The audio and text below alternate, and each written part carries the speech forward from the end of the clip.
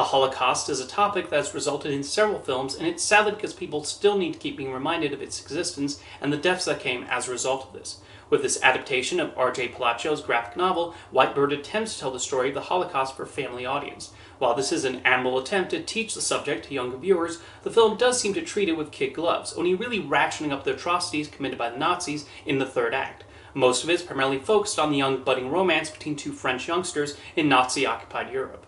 The film does stay largely faithful to the graphic novel, right down to its framing device of a grandmother telling her story.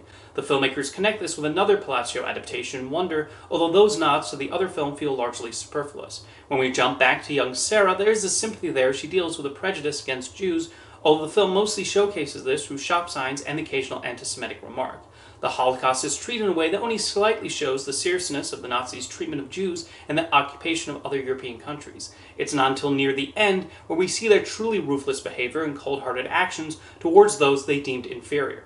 Most of the movie depicts Sarah hiding in a barn and befriending the family who helps her. Director Mark Forster is able to show the passage of time, and what's particularly impressive is the subtle ways in which Sarah and her friend Julian age in those remaining years of the war. Even though it's the same actors playing the roles, they believably age thanks to certain acting choices they make. While this portion of the movie does meander at times and can veer a little too close to your standard young adult romance, that friendship is naturally shown as they attempt to get through this dark period and keep safe from the Nazis who could potentially appear at any moment. One of the central themes, as well portrayed, is how many survived the Holocaust, thanks to those who recognized the evil the Nazis were committing and risked their own lives to shelter Jews and other people they targeted.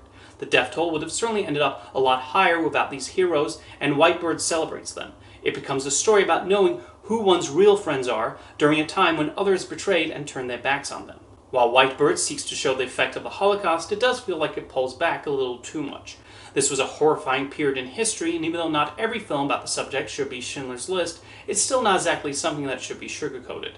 When the film does eventually depict the actual evils of the Nazis, it feels a little late. However, Mark Forster does make the audience invested in the two leads, and a few times the emotional strings do eventually work.